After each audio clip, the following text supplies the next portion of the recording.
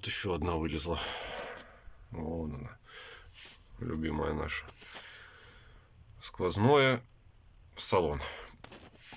Кто-то тебе, вот смотрю, вот здесь варил. Но, видимо, чуть не доварили. Замазали вам герметом каким-то. Сейчас весь этот шлак надо вычистить. И заварить, короче, нормально. Вот здесь подваривалось, ну что-то... Чуть-чуть, наверное, металла не хватило, не знаю. Было бы все чин-чинарем, потому что основная проблема воды это вот из-под колеса здесь. Из-под двигателя там не думаю, что сильно течь будет. Вот, тут герметом замазали и все. Продолжаем разбирать и заниматься.